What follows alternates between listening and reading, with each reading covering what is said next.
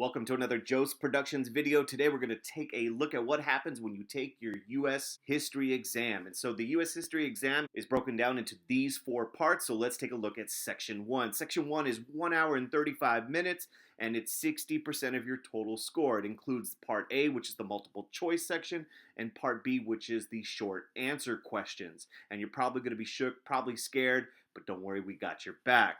Taking a look at the multiple choice, this is part A. You got 55 questions in 55 minutes.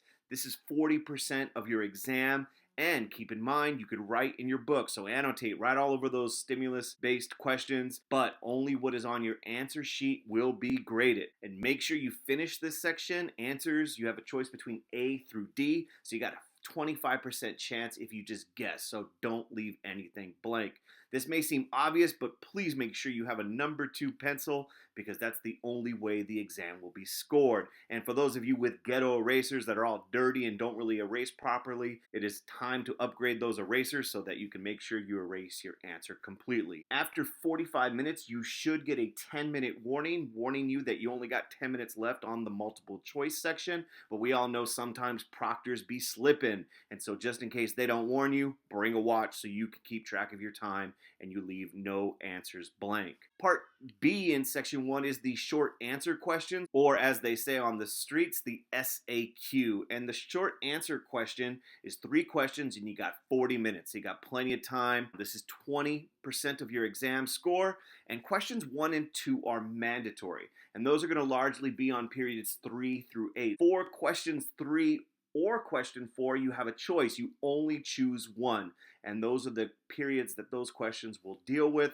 And remember, you only pick one. Don't try to get fancy. Speaking of not getting fancy, this is not a super long essay, so be precise and concise. Remember to ace. Answer the question, cite your reason, and explain with specific factual info. One more thing about the SAQ to keep in mind, make sure you do not write outside the box. In your booklet, you will have a box, and only what is in the box will be scored. Anything outside that box, you're not getting credit for it, so stay in the box.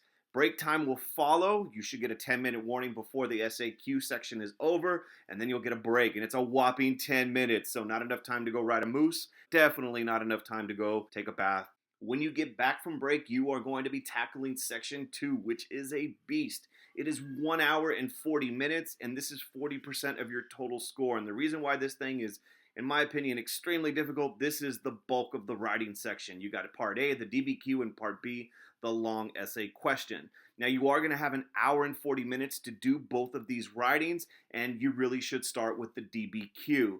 This is 25% of your exam score, and basically you got 60 minutes to do this bad boy. You have a 15-minute reading period, so as you get your documents, you can have 15 minutes to kind of plan, organize, annotate, things like that.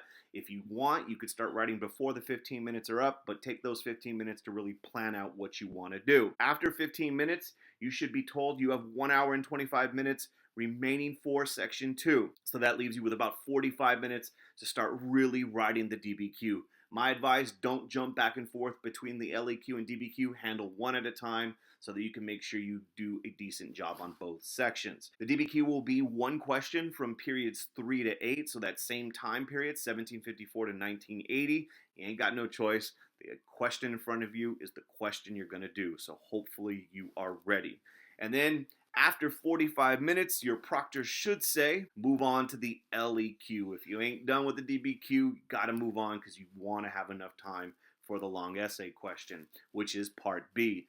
This part of the exam is 15%, and you're gonna have 40 minutes to do it. And basically on this one, you have to pick one of the 3 options and make sure you're not stalling too long.